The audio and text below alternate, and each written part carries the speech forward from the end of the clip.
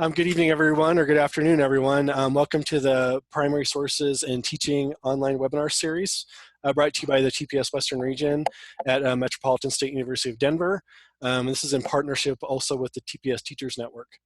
My name is Keith Patterson. I'm the Associate Director of the TPS Western Region, and I will be acting as your host tonight. Along with me, I have Kyle Claybaugh and Crystal Payne, who'll be helping out in the chat. That'll be our main form of communication for you as the participants to interact and ask questions. So please utilize them as your chat hosts, and they can answer questions if you're having any technical issues or if you have questions to ask, and they can help make sure that Sherrie, our presenter tonight, can hear what's going on. I'd also like to remind you that we have professional development certificates available for your participation tonight. We will provide some details and a link at the end of the webinar to how to fill out a brief reflection, and then where, and also just a little bit of information so we can know where to send those certificates. And with that, I'd like to introduce our presenter tonight. She will be handling a two-part program tonight entitled Escape 2020, Stow-away on a 1585 primary source cruise. It's brought to you by educational consultant, map lover, and past Library of Congress teacher and resident Sherrie Galloway. And with that, Sherrie, I'll let you take it away. Great, great. Well, thanks. Thanks for joining us. It's fun to see names that I recognize, and we're going to probably turn off the videos for most of these, but thanks for joining us tonight. I just thought maybe it would be fun to have an escape. We're all dealing with all kinds of unusual, uncharted territory, and I thought a stowaway on a cruise sounded like fun. So we do need to kind of step back in time and think, oh, we're 1585. A cruise might not be exactly what we're used to, but come along and we'll actually go through this analysis together, and then we'll look at resources that will be available to you. So without any further, a little bit about me. If you don't know me, my name is Sherrie. I am a school librarian by training, middle school librarian in Western Colorado, so not too far from Grand Junction. And I was a teacher in residence at the Library of Congress for a few years, and then after I retired, I went to work for the library as a contractor. So I spent 8 years in DC, which was just amazing. So a lot of these resources that I'm going to show you today were ones that I worked with when I was there in Washington. So I'll give you a little bit of the background about that a little later. So what we're planning to do is join this transatlantic expedition to the Caribbean with an experienced crew, and we'll learn a little bit more about that crew in a little bit. I'd like you to consider point of view as we explore these ports of call. So you'll try to think about what it was like to actually sail into those on the ship that you're going to be sailing on. Also, what was it like for the people who were living in those locations? And then the last piece is that we'll look at the vast collections and geographic resources from the library that you might be able to use in your classroom. So first of all, we have to pick a ship that we'd like to sail on. So I'll give you a minute to look through those. This was a group of ships that traveled together, and I just happened to pick the one at the end because it was easier for me to do a grab of without the other ones in the way. But you might notice they're different shapes and sizes. Most of them have at least 3 masts, which was consistent with the kinds of sailing vessels at the time. So if you've picked yours, then you can kind of grab your duffel bag and your sunglasses and your hat and hop aboard. So this is our itinerary. We're going to be traveling from the east, from the east, heading south and to the west, and doing a loop, and then heading back out. Now there's some classic resources that kind of helps us analyze a map and figure out what's there. Sometimes we have a key, and in this case, this is the key that tells us the measurements. Now, I don't know how many of you know how long a league is, but I did do some background research for you, and a league is 3.45 miles. Now, I assume those are land miles as opposed to nautical miles, because I don't know how to change that. Now, the little symbols that they have on this scale with the circles and the lines going, making X's and different things. I'm not exactly sure about that, but that might be something that someone could research. A compass rose. We often see a compass rose on a map. It's not going to show up on every map, but in this case, we do have a pretty elaborate compass rose. And you can see that north is pointing up, which is an orientation that we're used to seeing when we see maps. Occasionally, you're going to see ones that are oriented differently, so we'll discuss that. And then it says at the end, 17 or 18 degrees to the southward of the Rio de la Plata lie the Straits of Magellan. So these are the Straits of Magellan that go down the very bottom of South America, headed to the Pacific Ocean. So that notation is what's there. Another detail that we'll see from this map is the words written there just behind the group of ships. It says the way outward. So that's how we know that we're going south and then heading west. And then likewise at the top, we have an indication of the way homeward. So this gives you a little orientation to where we're going and what we're going to be seeing. And we'll take a look at the first map in just a minute. Most of you, I assume, are also familiar with the primary source analysis tool. Observe, reflect, question. If you aren't familiar with this, you might make a note and we can give you more information if that's something that you haven't used before. But observe is what do you see, reflect is what do you think, and then question is, what do you wonder about? So when we work with younger students, we often use what see, think, wonder. But observe, reflect, question. So we're going to be following this format slightly, but you're not going to actually be filling anything in, but just so that you know. When we're looking at questions, the who, what's happening, where, when, why, something to keep in the back of your mind, okay? So this is our first port of call, and I've zoomed in on the map into a depiction of perhaps what? What do you think this might be?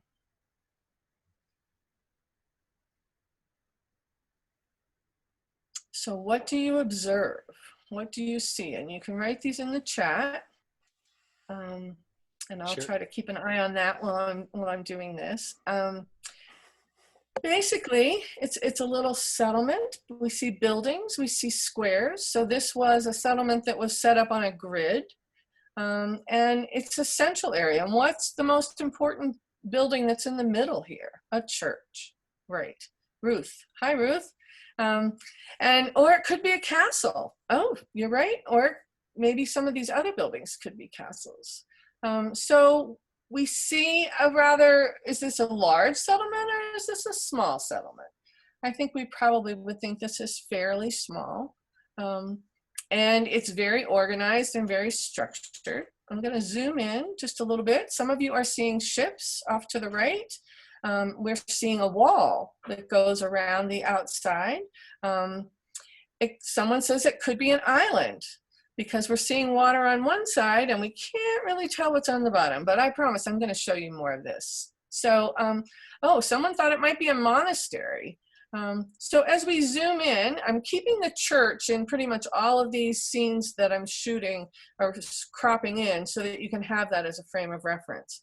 When I zoomed in, I was really surprised to see what was in that square behind the buildings that were on the outside edge. A very elaborate formal garden, perhaps, or perhaps it's a garden where they're actually growing crops.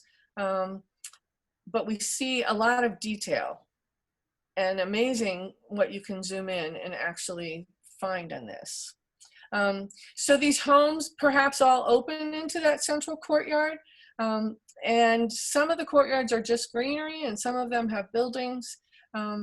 But it would be interesting to see whether or not these might be accurate depictions. So I'm going to zoom out a little bit and go to the right now. You saw a little bit of those ships, but now what are you seeing? Someone's mentioned the initials on the roof of the church. And keep that in mind. Remember to ask me about that later so I don't forget. But that's not going to be our focus right now. So we see fire. Is there a battle going on? Is something that you're wondering? Are those ships on fire by accident? Oh, someone noticed cannons. So did the cannons fire? We don't know. They look pretty static, like they're not really people there firing those cannons. But we're starting to observe things, and then we're wondering what's going on. And you might be thinking, oh, it might be a battle because I see cannons, I see ships, I see fire. And so what's really happening here? The roof colors, you're noticing some of the roof colors are kind of reddish and some are blue. We're seeing lots of interesting details. Question, did the ship just arrive? We don't know which ships belong to who, anything, but we do see something hanging from some of those ships, don't we? And those things that are hanging, anyone wanna gather what those might be? A flag with an X on them. Now, sometimes when I do this with a group of students, there's someone who knows what these flags stand for. Most of the time, I didn't know, but I have some details about the flags, and we'll talk about that in a little bit. So it looks like it might be a harbor of some sort. Now we're going to look to the west of this image. And now you can see the church. You can see a little better of the walled village. You see people inside the wall, and then you see lots of people from outside the wall. Oh, now someone mentioned a quarantine flag. I don't know much about a quarantine flag and what that actually looks like. So that might be something we can do more research on. So we're seeing all these people, and they're wearing red and blue. Some of them have blue shirts and red pants. Some of them have red pants and blue shirts. Not really sure of the depiction. Someone's wondering if this might be a town that's under siege from both sea and land. So we're going to zoom in a little further to some details. This is from the top of the inside the wall. And I can't quite figure out, there's a tight group of people with what looks like spears standing up. And if you have any clues about that, I have no idea what that might be. But it looks like there's some people that are kind of in control, and then people in large clusters. So I don't know what they're holding above their heads, but we're going to continue to look for some more details. We see women, so we see dress. What do you see that makes you think those are women? So they're wearing dresses, so the attire is different, the clothing. And perhaps if we had a really, really good ability to zoom in, we might be able to see what they're holding in their hands. But this is about the best resolution that we can get. So go a little further. Here's again that mass of a structure that looks like spears or lines behind them, and then a whole bunch of people standing in front of them. Oh, someone says maybe they're carrying a container. Aha, that could be. What else could that be? Any other ideas? But we have a large group of people that are next to each of those clusters, and then we have people walking beyond them. They're wondering if they're marching. And we're seeing more letters, yes. So the people who are a little further away from the large groups, what are they holding? Oh, spears, you notice spears. So you're doing a really good job of looking at details. A military parade. And it looks like large haystacks is what someone's saying in a field. And that could be, it could be haystacks. Unfortunately, with a lot of these, we don't have a lot of the answers. So our speculation isn't wrong because it's based on what we're seeing and what we think is happening. And if it's based on evidence, then that's a good, so we want our students to do that. Now here's another zoom in. What do you see here?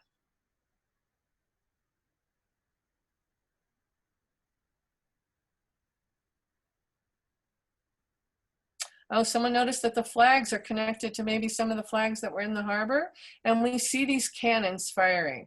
Now, we see people that looked at, and I've been using these maps for a long time, getting ready for this presentation. This was the first time I actually saw it, was like, oh, those do look like dead bodies. Or else maybe they're taking a nap if we're working with really young kids. I don't know. But the cannons definitely are firing, and there's people behind those cannons. So we have an action scene going on here.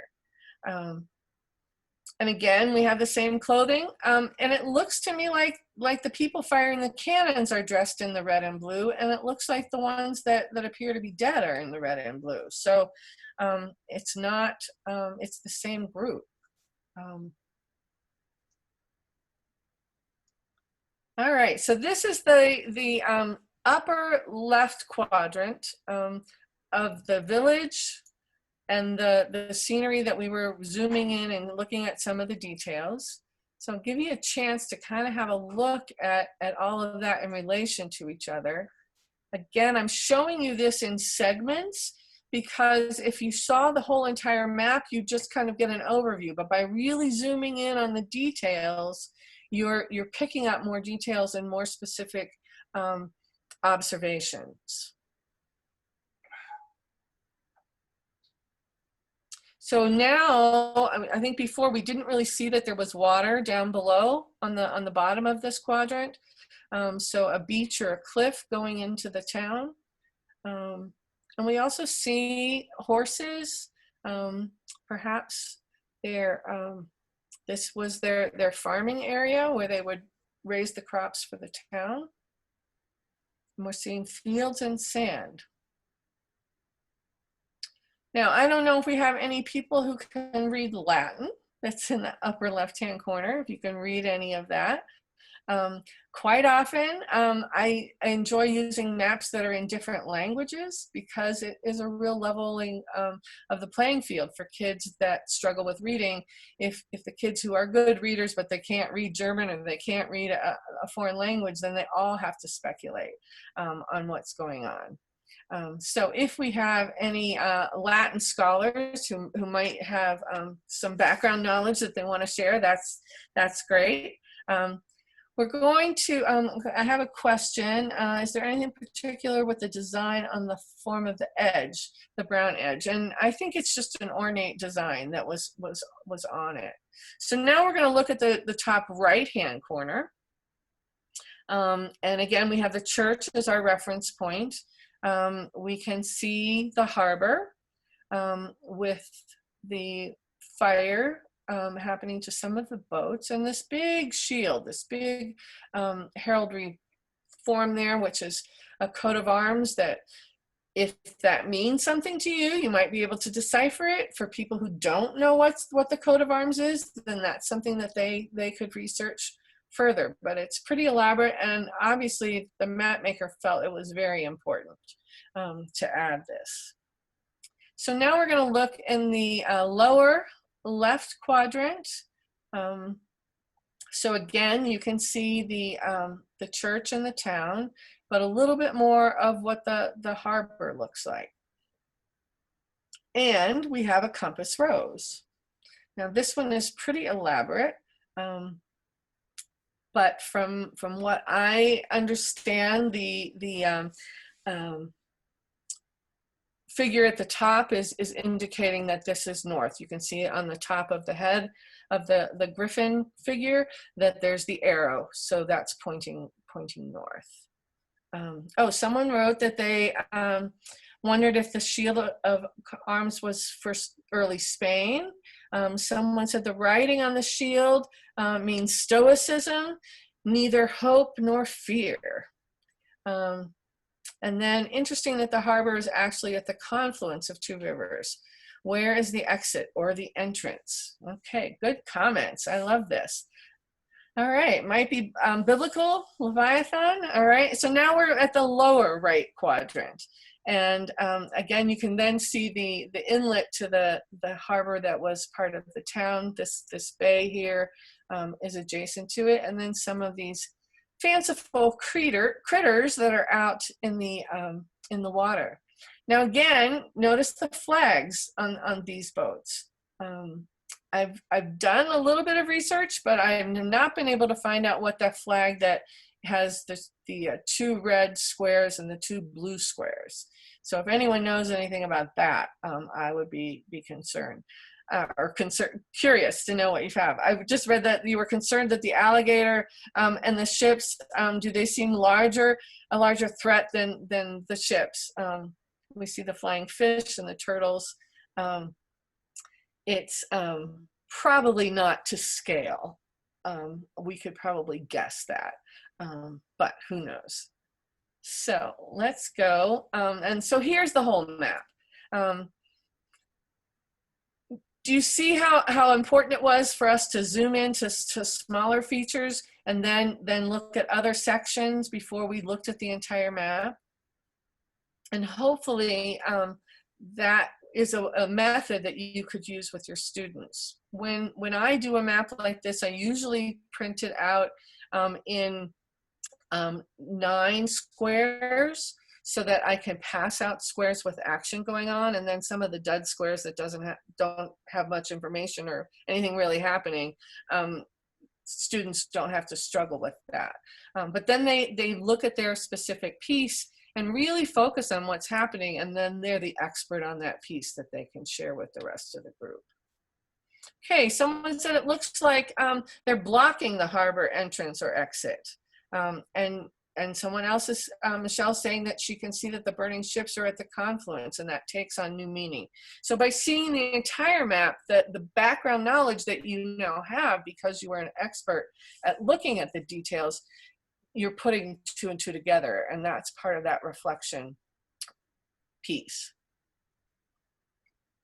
You could also use a document camera, and in these days of online learning, it's definitely a way to do it. For this presentation, I went to the map and zoomed in, and then cropped and cut out the pieces that I wanted to show you. So what do you think's happening here? We've had some hints along the way. Oh, someone mentioned the St. George Cross flag. So the flags that are red and white that have an X is the cross of St. Andrew. And the ones that have a cross, a horizontal and vertical red stripe, is the cross of St. George. So we see that it's an invasion, it's a blockade. It's a history of a battle, and it tells the story of what was happening in this event. So we often think about maps as being a piece that you can use to go from point A to point B to navigate. But in this case, this map is more than that, and a really fun activity with kids. One of the things that is really curious about this map is that when you think about perspective, you could take on a different role of a stakeholder that is at this event. And was this a fictional event, or was this an actual event that happened? Question, does the bibliographic information tell us anything else? Of course it does, but do I give that to kids or my students, you who are doing this? I wait, I hold that back until they've come up with their theories and their speculation on what's going on. So if we take this, we did a lot of observing. You did a lot of reflecting, seeing this one piece and that piece and putting it together and making meaning. And then you had lots of questions. So who do you think is depicted in this map? If we considered the group that came in on the ships, who might that have been? Who were the people that lived there? You already came up with it. You thought it was a history of a battle. You thought that was what was happening. When do you think this was? Well, I told you we were going on a cruise in 1585, so I kind of already gave you the when, didn't I? Someone says it's commissioned by the owner of the coat of arms. Very good. When we look at maps, often the question that we don't think about is who is the audience for this map? and who paid to have the map created? Question about the Crusades time. So again, we can do a lot of background research about what was happening at this time period, what was going on, what was happening in other parts of the world. So as we click onto synthesis of what you might have your students do, having them write a first-person account. If you were a stowaway, you know, what would you smell? What would you see? What would you hear? What would you feel? I bet being on those would be pretty smelly.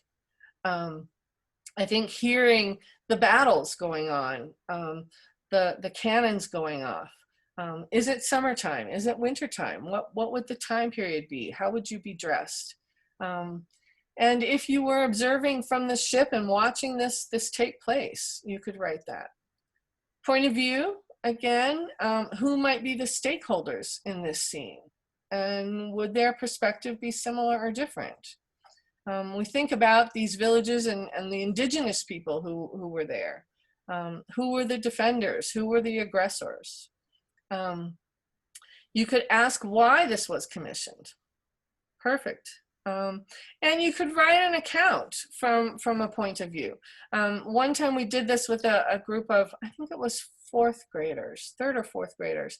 And one of the students said, I from the critters out in the water, and had this whole fanciful story about what the turtle was doing and the alligator, and it was depicting the aggressors and the defenders and what was going on.